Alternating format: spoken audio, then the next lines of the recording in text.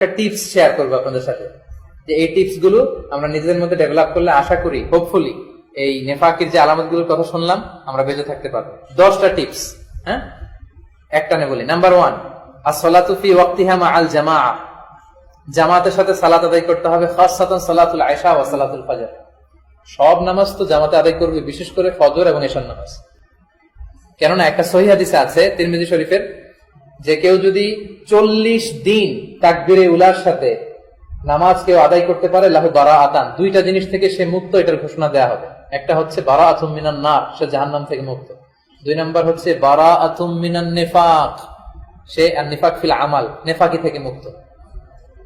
এজন্য জামাতে সালাত আদায়টা আপনার নেফাকিকে ভেঙে চুরে ধুলিসাৎ করে দেবে।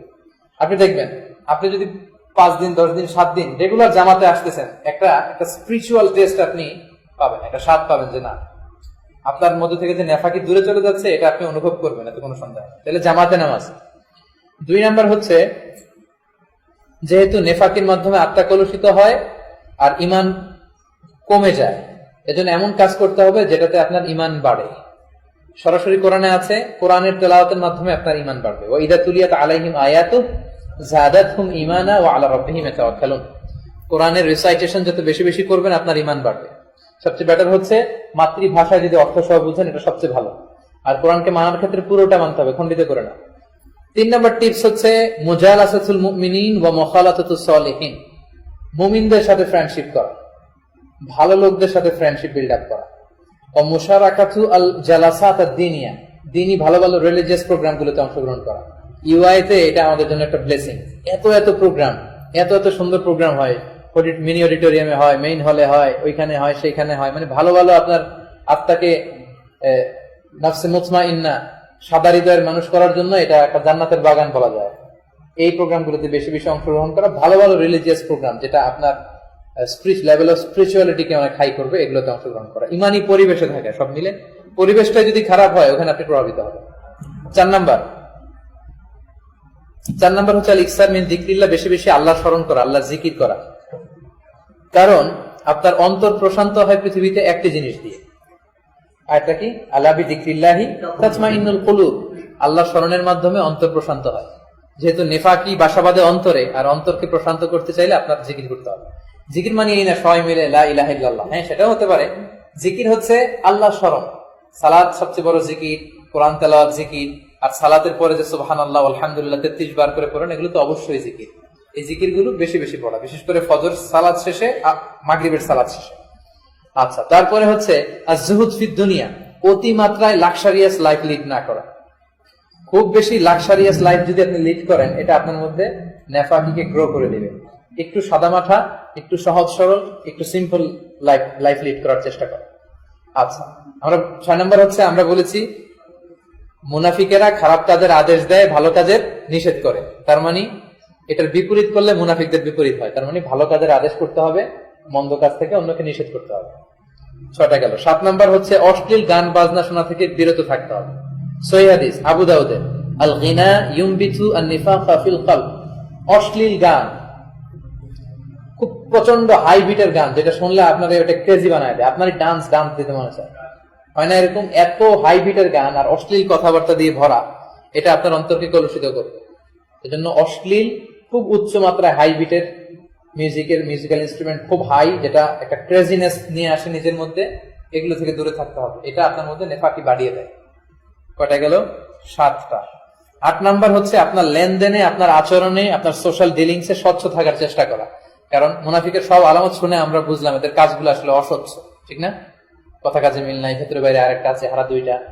আপনি যদি মানে সব জায়গায় ট্রান্সপারেন্ট থাকার একটা অভ্যাস গড়ে তোলেন, আপনার মধ্যে নেফাকি বাড়বে না। সব জায়গায় ট্রান্সপারেন্ট থাকতে হবে, স্বচ্ছ, লেনদেনে, কথায়, কাজে, সব জায়গায়। রাসূল সাল্লাল্লাহু আলাইহি ওয়াসাল্লাম, বুখারীর বর্ণনা, এশার নামাজ পরে ওনার স্ত্রী, একজন স্ত্রী ছিল সাফিয়া বিনতে হুয়াই ইবনে আখতাব, ওনাকে নিয়ে এশার নামাজের পরে মসজিদে নববীর পাশে বসেছিলেন। 2জন সাহাবী, মানে সবাই ঘুমায় পড়ছে, 2জন সাহাবী কোনো কাজের জন্য পাশ দিয়ে হেঁটে যাচ্ছে। সাহাবীরা হঠাৎ রাসূলের দিকে তাকালেন, দেখলেন আবছা আলো অন্ধকারের মাঝে রাসূল সাল্লাল্লাহু আলাইহি ওয়াসাল্লাম এবং একজন মহিলা বসে।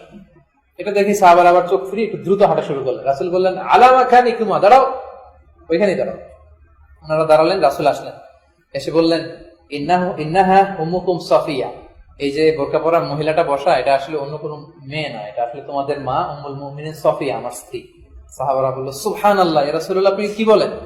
আপনি কার সাথে বসে থাকবেন? আপনি তো স্ত্রীর সাথেই বসে থাকবেন, আমরা কি এটা নিয়ে সন্দেহ করবো নাকি? আমরা কিছুই মনে করি না, আপনি এটা আমাদেরকে কেন জানাতে গেলেন? রাসূল সাল্লাল্লাহু আলাইহি ওয়াসাল্লাম বললেন যে না, তোমরা হয়তো কিছু মনে করবা না, কিন্তু লাআল্লা শাইতান ইউলকি ফি কুলুবিকুম শাইআন, শয়তান হতে এই সুযোগে তোমাদের অন্তরে কিছু ঢুকিয়ে দিতে পারে, একটা খুঁতখুঁতে ভাব তৈরি হতে পারে। রাসূল সাল্লাল্লাহু আলাইহি ওয়াসাল্লাম বসে আছে অন্ধকারে, মহিলা রাসূল সাল্লাল্লাহু আলাইহি ওয়াসাল্লাম স্ত্রী হবে, স্ত্রী হবে। হ্যাঁ, ঘটনা কি স্ত্রী নাকি অন্য কেউ? আচ্ছা, স্ত্রী হবে। এই দেখেন, স্ত্রী হবে এটা নিশ্চিত, তারপর একটু খুঁতখুঁত ভাব মনের মধ্যে, এটা মানবীয় গুণ। আমরা তো ফেরেশতা না, আমরা মানবীয় গুণ থেকে উপরে যেতে পারি না। তাহলে দেখেন রাসূল সাল্লাল্লাহু আলাইহি ওয়াসাল্লাম এটা কেন বললেন? ওনার অবস্থানটাকে, রাসূল সাল্লাল্লাহু আলাইহি ওয়াসাল্লাম সারা জীবন নিজের স্ট্যান্ডিং পয়েন্টটাকে খুব স্বচ্ছ রেখেছেন, কোনো কনফিউশনে নিজেকে পড়তে দেন না। মুমিনরা কখনো কনফিউশনে পড়ে না, সবকিছুতে স্বচ্ছ। 9 নম্বর, মুহাসাবাতুন নাফস, আত্মসমালোচনা করতে হবে। প্রতিদিন রাতে যদি একটু ভাবেন, কেমন লাগলে এই সুন্দর সুন্দর বিষয়গুলো শুনলাম, দেখি তো আজকে এগুলো উল্টাপাল্টা করে ফেলছি কিনা, জামাত তরফ, মিথ্যা বলা, ডাবল স্ট্যান্ডার্ডে হয়ে গেল কিনা। এই আত্মসমালোচনাটা করলে প্রিয় ভাইয়েরা দেখবেন নেফাকি আর থাকবে না। 3টা জিনিস, একটা সমালোচনা, এটা সবচেয়ে খারাপ, মাঝামাঝি ভালো হচ্ছে আলোচনা, আর সবচেয়ে ভালো হচ্ছে আত্মসমালোচনা। আবার বলি, সমালোচনা, আলোচনা, আত্মসমালোচনা করতে হবে। কারণ আপনার বিবেককে জিজ্ঞেস করলে এটা সবচেয়ে বড় আদালত, এটা সঠিক উত্তর দিবে। সর্বশেষ হচ্ছে আল্লাহর কাছে দোয়া করা। এই টিপস গুলো কাজে নাও দিতে পারে যদি আল্লাহর আল্লাহর পক্ষ থেকে হেল্প না থাকে।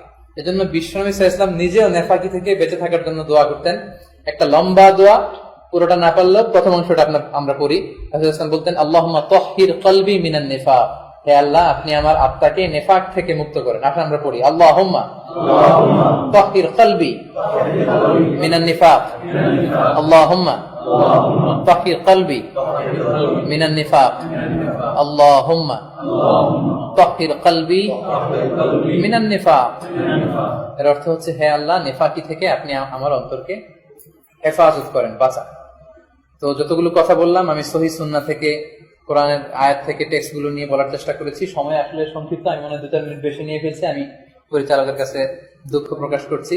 যারা আপনাদের এত মূল্যবান সময়গুলো থেকে যোগ বিয়োগ দিয়ে কিছু সময় বের করে আজকের এই প্রোগ্রামে আসলেন, সবাইকে আন্তরিক শুভেচ্ছা আবারও জানাচ্ছি এবং আল্লাহর কাছে কামনা করছি আমরা যা শুনলাম এই সব জাতীয় নেফাকির বিষয়গুলো থেকে যেন আল্লাহ আমাদেরকে পরিচ্ছন্ন করে খালিস মুমিন হিসেবে কবুল করে। আমরা বলি আমিন। সবাই ভালো থাকবেন, সুস্থ থাকবেন। আসসালামু আলাইকুম ওয়া রাহমাতুল্লাহি তাআলা ওয়া বারাকাতুহু।